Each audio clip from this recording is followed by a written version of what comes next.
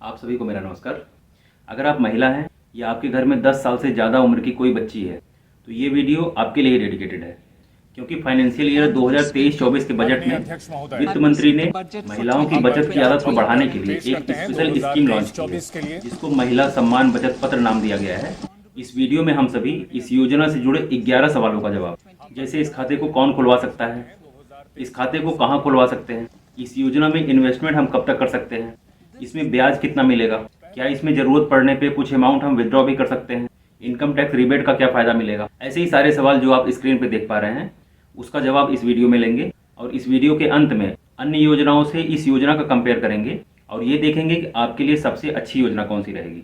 तो जानते हैं सारे सवालों का जवाब एक एक करके। सबसे पहला सवाल, इस योजना के अंतर्गत कौन अपना खाता खुलवा सकता है। तो बजट में क्लियर किया गया है कि ये योजना केवल महिला या 10 साल से अधिक उम्र की बच्ची के नाम से ही अकाउंट खोला जा सकता है। मैक्सिमम एज की कोई लिमिट नहीं बताई गई है। दूसरा सवाल, इस योजना का लाभ लेने के लिए अकाउंट आप कहां खुलवा सकते हैं।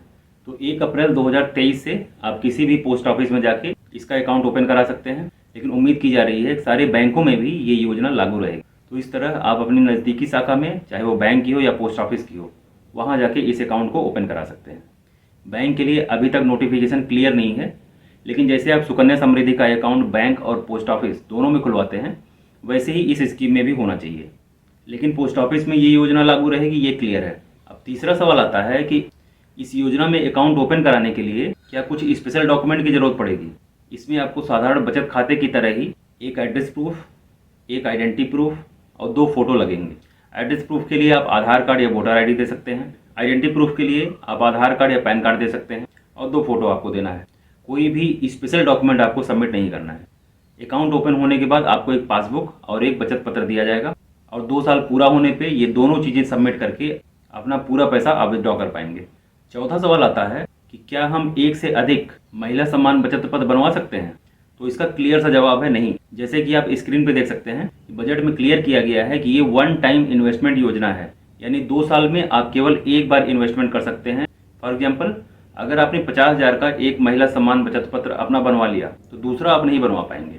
इसलिए इस बात का ध्यान जरूर रखिएगा कि एक महिला के नाम से एक ही महिला सम्मान बचत पत्र बनाया जा सकता है। अगला सवाल आता है कि इस योजना में कब तक निवेश कर सकते हैं।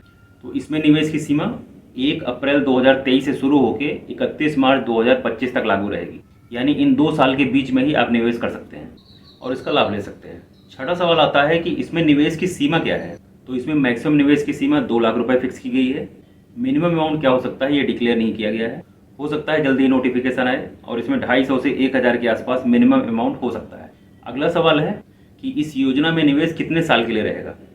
तो अभी तक आपने समझ लिया होगा कि इस योजना में मैक्सिमम 2 साल के लिए निवेश रहेगा। इस पॉइंट पर एक बहुत ज़रूरी जानकारी आपको होनी चाहिए कि 2 साल पूरा होने पे अगर आप मेच्योरिटी अमाउंट को विड्रॉ नहीं करते हैं तो आपको एक भी पैसे का ब्याज 2 साल के बाद नहीं मिलने वाला है।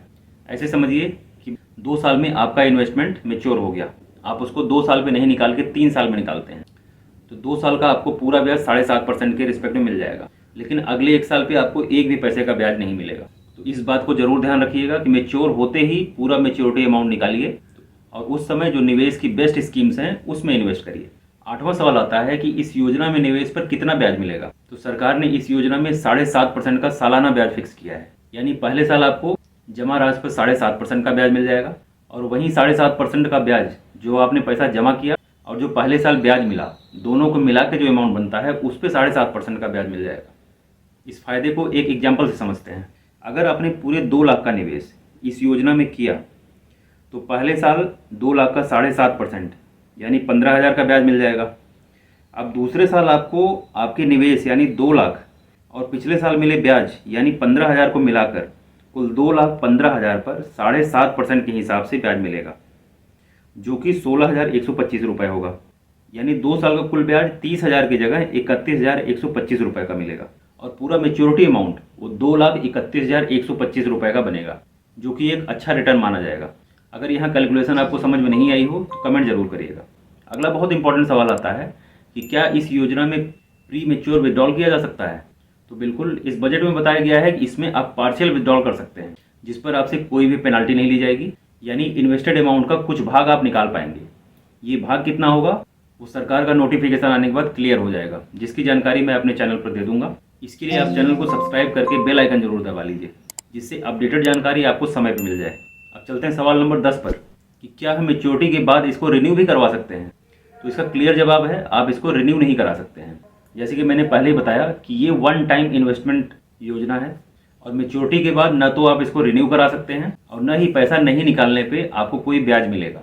तो समझदारी इसमें यही रहेगी कि 2 साल जब मैच्योरिटी हो जाए वहाँ से पैसा निकालिए और सही जगह इन्वेस्ट करिए। सवाल नंबर 11 की बात करें कि क्या इनकम टैक्स में रिबेट मिलेगी, तो इसके लिए भी गवर्नमेंट के साइड से कोई क्लियर नोटिफिकेशन नहीं आई है।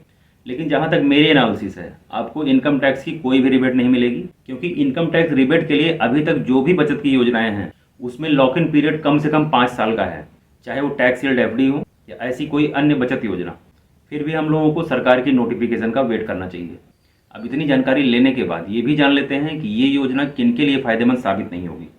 जैसे कि सरकार ने इस योजना को मध्यम वर्गीय और ग्रामीण महिलाओं की बचत को ध्यान में रख के बनाया है, तो उनके लिए 2 लाख पे 31,125 का ब्याज अच्छा रिटर्न दिखाता है। लेकिन अगर आपकी अर्निंग ज़्यादा है तो आपको 2 लाख का इन्वेस्टमेंट और 31,125 रुपये का 2 साल में रिटर्न शायद अट्रैक्ट नहीं करेगा। इसके लिए मैं आपको सोल्यूशन बताता हूँ कि अगर आपकी अर्निंग ज़्यादा है और आपको stock market, mutual fund, index fund in सब में इन्वेस्टमेंट का आइडिया नहीं है, तो आप अपने घर में जितनी भी महिलाएं हैं उनके नाम से ये अकाउंट खुलवाइए और 2-2 लाख रुपए इन्वेस्ट करिए। आपको 2 साल बाद अच्छा रिटर्न दिखेगा, क्योंकि इस योजना का रिटर्न अन्य कई योजनाओं से बेहतर है। अब इस योजना की तुलना अन्य 2 योजनाओं जैसे सुकन्या समृद्धि योजना और सीनियर सिटीजन सेविंग स्कीम से कर लेते हैं, जिसमें इंटरेस्ट इससे ज़्यादा है। तो बहुत ही समराइज वे में समझिए कि सुकन्या समृद्धि योजना में जिसका इंटरेस्ट रेट आज की डेट में 7.6% है, उसमें आप जो भी पैसा इन्वेस्ट करेंगे वो अकाउंट ओपन से 21 साल बाद निकल पाएगा। और वहीं सीनियर सिटीजन अकाउंट में जो भी अमाउंट इन्वेस्ट किया जाता है वो 5 साल के लिए होल्ड रहेगा। पार्शियल विड्रॉल की कोई फैसिलिटी नहीं है और वो अकाउंट केवल सीनियर सिटीजन सेविंग स्कीम में अकाउंट खुलवाया जा सकता है, जिसमें शायद आप एलिजिबल नहीं होंगे। और वहीं महिला सम्मान बचत पत्र में डिपॉजिट की समय सीमा केवल 2 साल है और 2 साल के अंदर भी जरूरत पड़ने पे पार्शियल विड्रॉल की फैसिलिटी दी जा रही है बिना किसी पेनल्टी के। अगर वीडियो देखने के बाद भी आपके कुछ सवाल हैं तो कमेंट करके जरूर पूछिए। इस वीडियो में इतना ही। अगर वीडियो इन्फॉर्मेटिव लगा हो तो वीडियो को लाइक, चैनल को सब्सक्राइब करके बेल आइकन जरूर दबाइए। बहुत बहुत धन्यवाद।